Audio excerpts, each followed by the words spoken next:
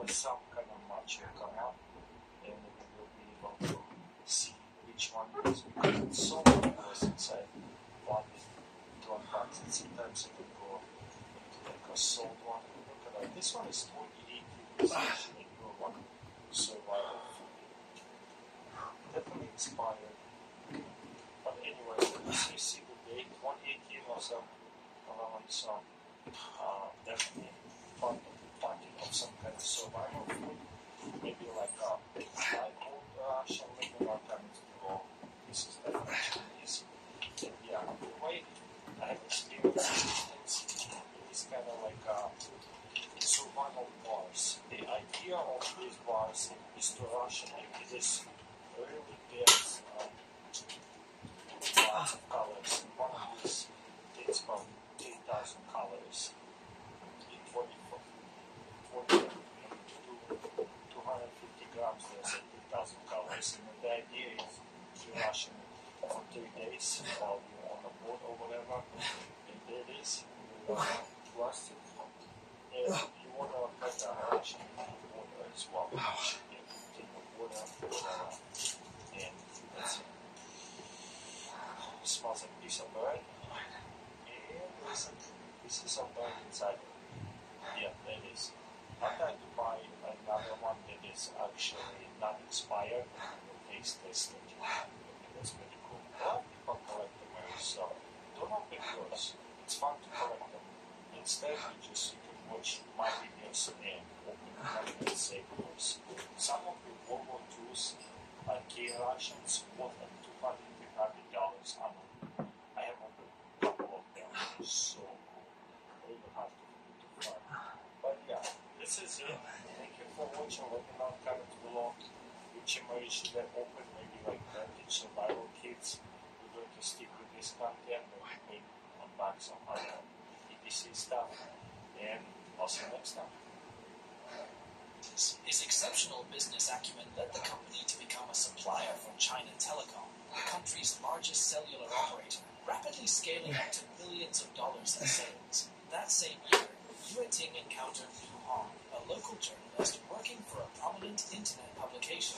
Liu Hong was considering the idea of creating a streaming service. In 2004, these creative minds secured significant investment for the realization of their ideas and established Leshy Internet Information and Technology Corp. LiTV rapidly evolved into a counterpart of Hulu and Netflix. It acquired the Li.com domain and began streaming various types of content on its platform. At that time, copyright concerns were not a priority in China, allowing Jia and Liu Hong to stream pirated movies for free while generating revenue through advertisements. LiTV swiftly grew into one of China's largest media companies. Eventually, it moved away from pirated content, even acquiring rights to foreign movies. By 2005, LiTV had become one of the 5 companies certified by the People's Republic of China government. This certification enabled them to produce TV programs and series for local television. Meanwhile, Jia continued to manage his first venture, Shaanxi Shi Bei Communications Technology. The revenue was abundant, flowing in a steady stream, marking a significant phase in our protagonist's journey. In 2011, LiTV established its own movie studio, The Vision Pictures. Following that, in 2014, it launched its Lamar store. The influx of capital and the opportunities it presented led Yueting to transition from an enthusiastic startup founder, eager to positively change the world, to a figure driven by greed. Within just 5 years, he transformed his business into a vast empire. The year 2015 was pivotal for the company. It was during this time that LiTV gained international recognition, partly due to its aggressive global advertising campaigns. By then, Jia Yueting had accumulated a personal fortune of $1.9 billion. The company produced excellent televisions at incredibly low prices. Yueting's entrepreneurial skills were undeniable. It's worth acknowledging his business acumen. LiTV's TVs were manufactured by Foxconn, which received a percentage of the sales. This meant that LiTV itself made minimal investment in production. The TV market generally presents a challenging environment for startups, dominated by a major player, Samsung. This company has maintained a significant market share for 15 years, often making it difficult for new entrants. Despite these challenges, LiTV's television sold impressively in China, with about 1.5 million units sold in 2014 alone. However, Jia aimed for more. Jia's ambition led him to the smartphone market, not just to offer hardware solutions, but to integrate various devices into a single ecosystem through his services. His driving force remained consistent, the pursuit of greater wealth, necessitating the expansion of his company. The company's first smartphones, the Li TV 1, 1 Pro, and Li TV Max, were launched in April 2015 under the name Li Superphone. In a bid for transparency, Li TV was the first company globally to provide a detailed breakdown of all components and their costs for each smartphone model. The strategy was to demonstrate how other companies charged significantly more for similar features, hoping to sway consumers towards the Chinese brand. All three smartphones were among the first to feature the then-new USB Type-C connector. The Li TV 1 Pro and Li TV Max were powered by the Snapdragon 810 processor, while the more affordable Li TV 1 used the high-end MediaTek Helio X10. Initially announced for the Chinese market, the company soon revealed plans to officially enter the US market, signaling its global ambitions. The lineup attracted international attention due to its technical features and competitive pricing, despite the brand's relative obscurity and a somewhat misguided advertising strategy. Ting's launch of smartphones began with controversial attacks on Apple. He likened Apple to Nazis, even posting an image of him with an Apple logo, replacing the swastika on his armband. This comparison might have been more understandable if Li TV had already established a significant presence or reputation in the market. In contrast, Apple was a stronger brand, and such attacks seemed ill-conceived. To many, Jia Yueting appeared to be another Chinese entrepreneur selling a cheaper iPhone clone on Android. In China, this unconventional advertising campaign was positively received. Over 1 million Li Superphones sold in the first 3 months, surpassing both Apple and Samsung in the domestic market. The marketing strategies resonated well with Chinese consumers, and the brand even began to be referred to as the iPhone killer. Throughout 2015, the company continued to release and develop its own services. Despite facing criticism from Apple, Li TV boldly emulated their approach by introducing Le Music, a music service similar to Apple Music, but featuring a wide array of Chinese artists. They also launched Le Sport, a sports broadcasting service. In November, Li TV released another smartphone, the Li TV S1, priced at $200. It was built on the MediaTek platform and competed with the Xiaomi Redmi Note 3, often surpassing it in various features, which led to robust sales. However, as smartphone sales increased, users began to notice some discrepancies, such as the frame thickness not matching the advertised specifications. The year 2016 was pivotal for the company, beginning with a significant rebranding. The company unveiled a new logo and changed its name from Li TV to Lieco, signaling that all its devices would now operate within a single, integrated ecosystem. This ecosystem was said to encompass much more than just smartphones and TVs. In addition, the company made its foray into the Indian market with the Li TV 1S smartphone. By this time, Le.com had amassed a monthly audience of 800 million users, a notable achievement considering that Netflix only reached the 200 million user mark in 2021. Despite this impressive user base, Li TV was not ranked among the top 5 video services in China. Jia Yueting continued to experiment with various business ventures, including selling cloud storage space and even launching a website for wine sales. The company was financially robust, with its market capitalization soaring beyond $12 billion, a substantial increase over the past 4 years. In April 2016, Lieco held a global presentation to showcase its new smartphones, the Li 2, Li 2 Pro, and Li Max 2, now under the new brand. These models featured a revolutionary decision to abandon the mini jack in favor of the Type-C connector. They also introduced their own high-res audio standard, offering sound quality comparable to FLAC with the file size of MP3. These devices were equipped with the Snapdragon 820 processor, Sony cameras, and metal bodies. Truly impressive offerings. Pre-orders began on the same day, with prices ranging from $170 to $390, offering incredible value. They also showcased a VR helmet and the 4th generation of ultra-thin 4K. That's it for now, but I will come back later. God willing, I come back later. Psalm 11, verses 4 to 7. The Lord is in his holy temple. The Lord's throne is in heaven. His eyes behold, his eyelids test the sons of men. The Lord tests the righteous, but the wicked and the one who loves violence his soul hates. Upon the wicked he will rain coals, fire and brimstone, and a burning wind shall be the portion of their cup. For the Lord is righteous, he loves righteousness. His countenance beholds the upright. Sorry, I thought I was done. I'm gonna try to keep on going. Was invested in business development. A significant amount was diverted for personal use, a strategy often employed for tax evasion. By the time the bank sought to reclaim the debt, Yue Ting's fortune was estimated at $3.6 billion. The freeze of $183 million did not concern him, nor did the potential loss of his stake in Leeco, as he had already extracted substantial funds from the company. His only fear was facing justice. A few days after the court's decision, Jia Yueting stepped down as chairman of the board, but remained the principal shareholder. He then relocated to California, ostensibly to work on the Faraday Future project. On August 1st, 2017, Leeco shut down its branded store in Moscow. Shortly thereafter, Jia Yueting resigned as CEO of Leshy Internet Information and Technology Holdings, effectively exiting Leeco. Also in August, a new smartphone for the international market was released, the Le Pro 3 Elite. However, this second attempt to penetrate the market also ended in failure. Following this, the company faded from media visibility, effectively disappearing from the public eye. Yet, the process of disintegration continued for some time. Banks methodically dismantled the company, division by division, over the next 4 years. In July 2020, Leeco, or what remained of it, was delisted from the stock exchange as its share value plummeted to 0.18 yuan each. Throughout its existence, the company produced only 13 smartphone models. Despite the immense hype surrounding them, which at one point suggested they might overshadow Xiaomi, this never materialized. Remarkably, Li TV is still operational today, accessible via Li.com. It has transformed into a significant news portal that highlights the achievements of the party. The site also features local serials celebrating the romance between workers and peasants, promoting patriotism and the love of labor.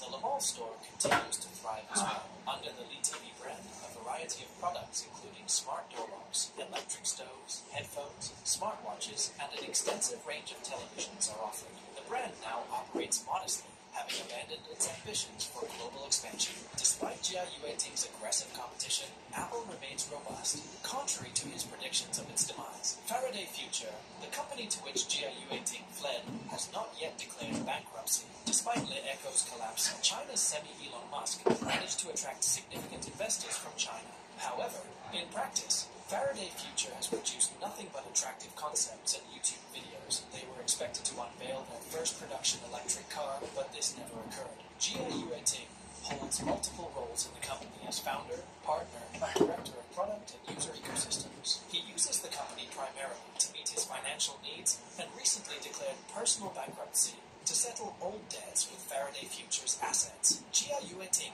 has amassed a colossal fortune and is exploiting legal loopholes to evade paying his debts. Currently, he resides in a vast mansion in California. Despite his financial dealings, there has been no criminal prosecution against him. However, he has not returned to China.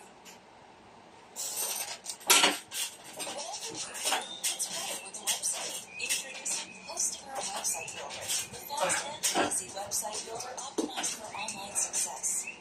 Use the AI builder for even faster site creation. Input the description of the website you want and let AI do the rest. Or build a template and drag and drop elements to perfection. Want to sell online? The website builder has a range of e-commerce features at zero commission. Start making money immediately. Police say that Telegram is quickly becoming another go-to app. It's been really tough. This is my venture here to be sleeping on tonight, so...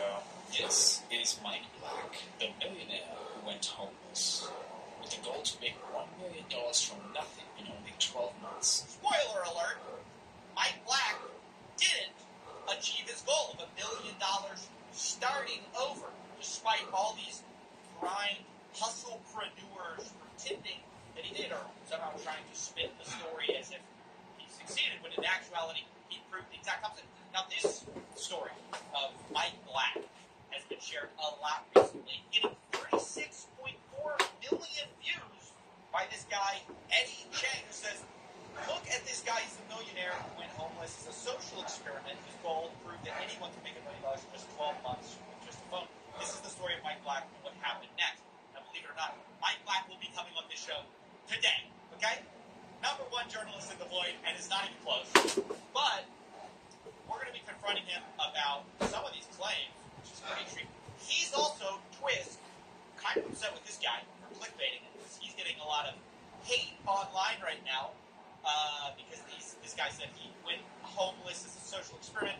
He says that's not true. He says, no, I went homeless a few years ago during COVID to try to encourage business owners that it can be done. You can start over. It's all about your mindset.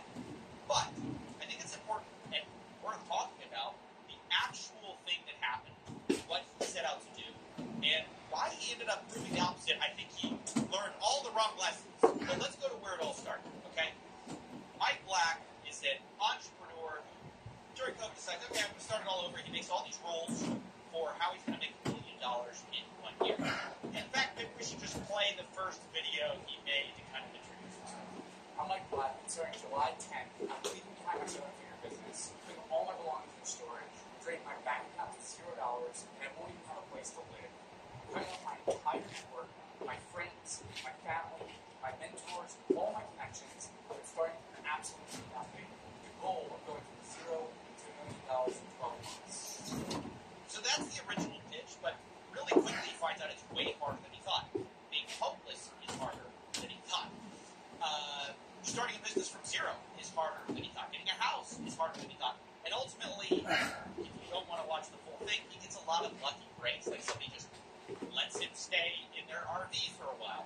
Somebody just agrees to co-sign on the house when, he has zero credit, supposedly. So, it seems like he gets a lot of lucky breaks. Even with that, though, he ends up quitting the Challenger. He can't do it. And the reason he can't is because he says, look, my dad got sick during the filming of this, and not only that, I got sick, and I had some health problems, so I have to stop. Many people pointed out that is exactly the problem with these types of challenges. They assume perfect conditions, when in reality, what you're trying to prove is anyone can do it. And when you talk about anyone, you're not talking about those challenges of health events happen. Not everyone has a lucky break. Not everyone finds someone that lets them stay in their house. Maybe most importantly, not everyone can quit being homeless whenever they want to and quit this challenge of not having the money you have now. So, in his announcement video for why he stopped, he says, yeah, I'm having some health issues. And says, look, ultimately, gratitude is where it's at. And he shows how much money he made in total, which we'll talk about. But if he had stopped there, I would perhaps have nothing to say. Instead, though, he goes, look, health and gratitude is important, which I think is a fine conclusion for this series. And he could probably said something about the importance of luck, given that his whole thing was derailed by luck, bad luck. But instead he says this. What have you learned the most since starting this project? A lot of what's come to light for me is what truly matters, which is health and gratitude. The other thing that I think I've confirmed a lot for myself is, at the end of the day, I don't care who you are, you're not a victim. As much as the world wants to tell you you're a victim, because of whatever reason, whether it's the color of your skin, or your background, or your situation, if you can believe in yourself, you get your mindset right, and bet on you, you create whatever life it is that you want to create. I don't care. I found this to be a particularly out-of-touch reaction to what the experience he just had. He just got knocked out of his own personal, I'm going to be a millionaire challenge in 1 year. Because of unforeseen, random health events in his life. And then his conclusion was, it's all mindset. Which I found strange. I mean, I'm all for, look, you should take ownership, right? That's fine. That's a fine message. But just saying it's mindset is weird. If you lost your job, you lost your business, whatever your situation is, if someone that looks like you is in the same situation as you, has accomplished whatever you're trying to accomplish, you can do it as well. Right now, I can feel sorry for myself. Or I can go and say, you know what? I want to fix these things. I'm going to fucking own it. A lot of things about this situation suck, but I'm in control of my mindset. Everyone has bad times and goes through shit in life, but it's how you react to those things that are thrown. Again, I think he's just trying to frame things in a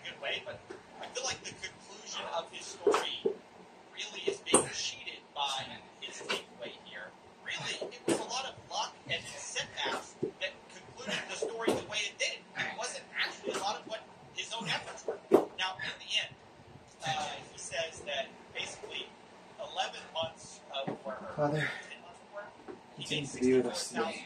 in revenue. Thank Now, you for your people love. have to cycle this Thank you as for your if we made kindness. $64,000 Thank you for your presence. profit. Obviously, Jesus' that's far ways away from $1 million. But it's not even how I felt a lot keep of going. people were interpreting it.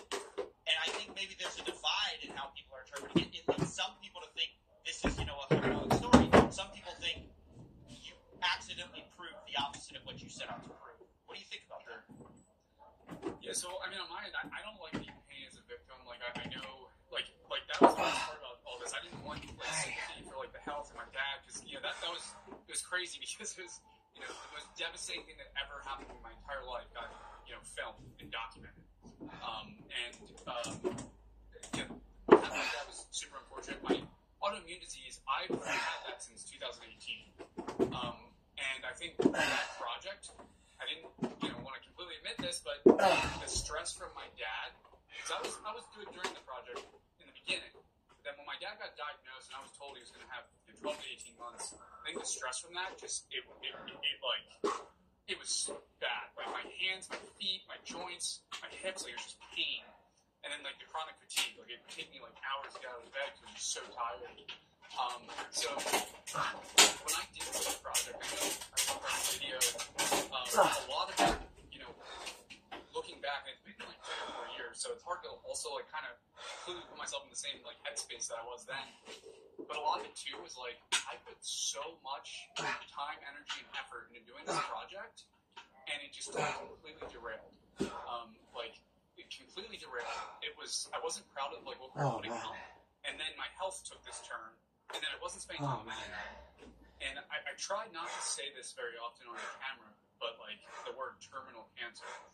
But, that's what we were told. It was 12 to 18 months. And, I was kind of optimistic about hey, I can, maybe there's something we can do. And the more and more people I talked to, because I was spending so much time just talking to stage 4 cancer survivors. And the more I learned, I was this is really, really bad. And that's life. That happens, and what I like about the project is I set out to choose something and was super far off from the vanity metric, the financial vanity metric I set for myself, and that's what happens. There's no hiding behind something. It's all public, and that's how everything went down. And that I'm really happy about. People got to see what happens when life gets served, and I thought that was one of the cooler things about the project. But it does suck. The videos after, month 4, I think it was month 4, I got diagnosed. I wish I just had ended it then. But it was a lot riding on what was going on because I had, a bunch of full-time team members, and I really, I didn't want to quit because my dad, he was you can't quit. And I didn't want to put that on him and be you know what, I'm gonna end this, and he feels super bad about that. So yeah, that's I don't know if I ranted a little bit there. I apologize if I did, but that's pretty much kind of from my perspective. I hope that answers your question. No, I appreciate your perspective because ultimately what we see online is sort of a twice removed meme, which is you became a meme in this guy Leon's video. You got 8 million views. Sort of summarized your life in this little clickbait moment. And then Eddie Chang basically plagiarized Leon, kind of cranked up the explosiveness of the headline, and then he got 34 million views. And hearing you talk about it, I sense a little bit more self-reflection, a little bit more awareness of what's going on, and I definitely think you ended up making a great case study for empathy for what people have going on. Ultimately, you kind of have this external thing, which is this project, but ultimately, what's going on in your life has way more impact than we have to grind, we have to do this. Everything's within your control. I think actually, health is one of those instances where you don't have everything within your control. You can say all you want, I'm going to research it, I'm going to solve it. So many problems, I'm just going to think my way through it. Think your way through some of those challenges. Now, I want to talk to you about the dollar amount. This is also a thing that got, I think, pretty misleading. They say, he makes $65,000. But that was revenue. How much did you actually make profit? I never saw that number. Sure. So this is hard to remember, to be totally honest. Did you go through the videos? Like, did we put that in any of the videos? Like the revenue to profits? I thought we were doing that with the money trap. The only thing I saw was there were 3 metrics in the last video. I saw some of them, but I didn't watch the ones Oh, that man. we right up again. All I saw was 64,000, and then you said last month we made 10,000 profit in 5 months. So if I'm doing the 50% profit, but I don't know if that was your profit margin throughout. 50% profit margin would be about 32K, something like that. So it's really hard to tell how profitable it was, and people do get confused with that stuff. They see 64,000, that's like, okay, that's revenue, it's not profit. If I had to guess, maybe you're right, maybe 50% of that is profit, maybe less. Yeah. Yeah, I mean, look, I actually think it's a case study in how hard starting over is. I mean, the one thing I think about, I'm in the $10 million studio normally now, but right now I'm employed, but, a lot of production value for me now is cheap because I have all these nice cameras, got a bunch of lights. I can, sometimes I've even said, like, I think I could start over and start a YouTube channel and go. And part of me thinks, yeah, I could because I have some skills, etc. But also, a lot of what I rely on is all these, like, I have infrastructure in my life to make my life easier. Yeah. When you completely abandon that, it's way harder than you think to just be like, I'm just going to crank it right back up. I have no problems. And then you compound, health issues, things like that. I think it's interesting. Watching your story go viral was interesting because it was like a cultural moment where I think a lot of people are, having a tough time, and they feel like it's basically saying, like, oh, you're just not trying hard. That's sort of how it feels to just read a headline like that. But then I think it sounds even worse than that. I think it's like you're not trying hard enough, and you suck if you're not doing this, and just kind of like also with the whole homeless thing, it's like taking a lot of that out of context and almost like shitting on like that group of people. It's like what is going on? Well, do you have any vital recollections of them? Anything you'd like to sort of like square the circle on the project? Now that you're looking back multiple years later, you've had all this happen. Do you have any final thoughts on the project before we wrap up? Yeah, so the only thing about all this that hurts me the most, and look, I get the hate comments. There are people who really hate comments either way, and that's fine. I like the hate comments, to be honest, but the one thing that bothers me is, like, I don't think people realize the sacrifice that went into doing this project. I spent unbelievable amount of my own money. There's no monetization plan. The only thing we made was a little bit of ad revenue, peanuts compared to the amount of money I spent. And I put out a free course with no intention of upselling people. To, like, see this painted in such a negative light, people are like, oh, he's doing this because he wants to, I don't know, be a group or make money from it and all that stuff. That's completely not true. And that project was like, just want to help, want to give you a framework, and don't want to charge you $1 for it. So I don't know what my upside here is, other than it does feel good when people are able to achieve something pretty cool from what I've helped them with, during the project, off camera. So that's the only thing that really irks me, but also I've got all the hate comments. Yeah, I mean, the one thing I say is the main hate comment that I agreed with was he just proved what he didn't set out. That was the one thing that hurt to me. Yeah. Was that side of it. But which is great though. I love that. Like, that's so true. It's so I've made $65,000. It's like all this is on camera for you to watch. Like, that's great. Great. Well, thanks for taking the time. I just wanted to ask you about it and see your thoughts. I think it's interesting to hear it straight from the source instead of elsewhere. New Jolly Meal Savers with all your favorites. Lahat, best in Sept. Super sulit at 95 pesos lang. Oh, wait. Jolly Meal Savers, 95 pesos lang. Gamit sa ice, no sweetness, at choosing mo mag-number 1 allergen.